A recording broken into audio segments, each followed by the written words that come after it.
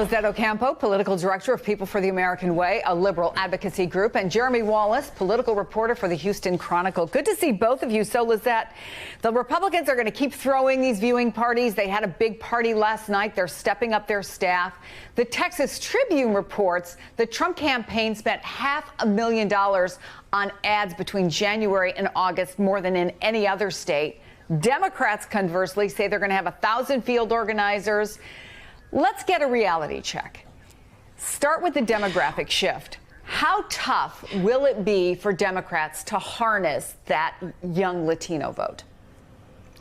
Well, you know, as was mentioned, there's a huge opportunity to register voters, get them out. And really what we need to do is reach out to voters. You know, Texas hasn't always invested in reaching out to Latino voters. It hasn't always been considered a battleground state. And this is the opportunity to do that. And absolutely, Latinos can decide this election. Jeremy, you know Texas politics well, so I'm not telling you anything you don't know. In the 2018 midterms, Democrats gained in congressional seats, legislative seats, but all the statewide offices are held by Republicans. How do you read Texas as a 2020 battleground?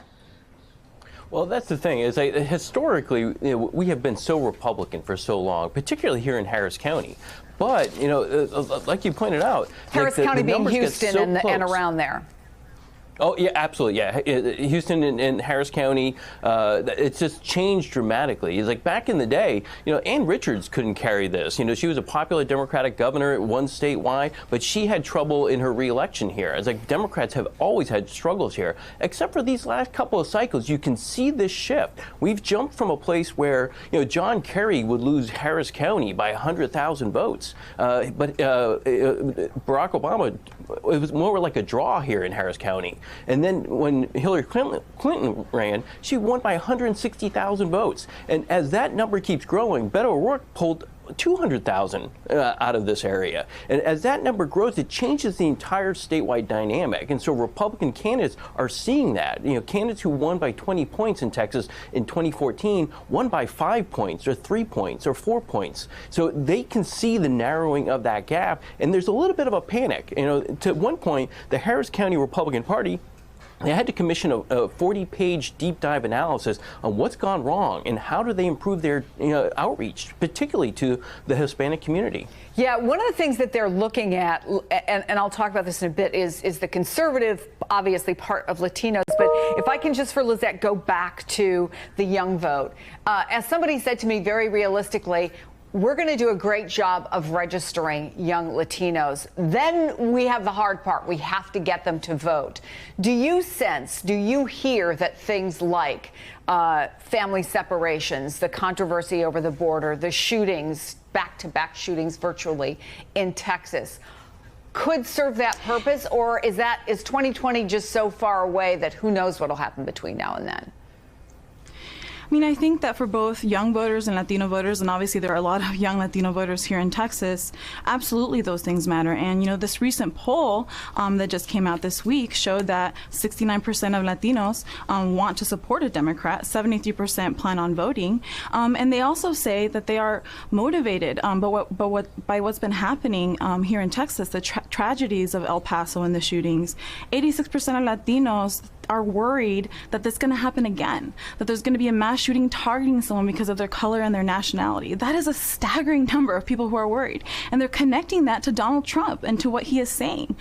So that is something that we have seen is a higher motivating factor in 2019 than in 2018. And in 2018, as was said, here in Harris County, there was a huge, over 150% increase in turnout amongst Hispanic voters. And then we saw similar numbers amongst young voters in counties all across Texas. On the flip side, Jeremy, the folks at the Trump gathering talked a lot about Trump keeping his promises. They point to his court appointments in particular, the impact that has on issues they care about, like abortion, prayer in the schools. How large is that conservative Latino population? There has been some controversy about exactly how much of the Latino vote Trump won in 2018. I've seen estimates ranging from 16 to 34%. But having said that, are Republicans right that they're older, they're more reliable voters? Well, there certainly is, you know, they want that to be true, right? But at the event that I was at yesterday, there just weren't many people there, you know, and they certainly weren't younger. The Trump event. You know, and At the Trump event, it's like it was an older crowd, and it was a very small crowd, and so they had time to kind of build up that audience. So if they had a bigger presence, I think we would have seen that. I'm almost certain the media outnumbered the participants in that event, and so you can see just even in that event the struggle. But them even trying to have that event shows that they recognize their issue. They can't really lose the Latino vote as big as it looks like right now. These polls are showing, they're struggling to get 22, 23, 24% of the vote, or approval ratings from Latinos in Texas. That is dangerous. If you go back to when the Bush family, particularly George W. Bush, when he ran, he did quite well with Hispanic voters. And to see this drop off with Trump is kind of staggering. They're going to have to go against the wind here, where this diversity has been growing dramatically in areas like Harris County, and the Democratic numbers have been going up. So how are they going to reverse that? It's going to have to be more than a gathering with 30 or 40 Hispanic people who are just not even necessarily from Texas. There are people in there from Nevada who were helping lead that event. So they couldn't even find enough Houstonians to kind of prove their point. It is going to be fascinating to watch this battle unfold. Jeremy Wallace, Lizet Ocampo, great talking to you both. Thanks so much.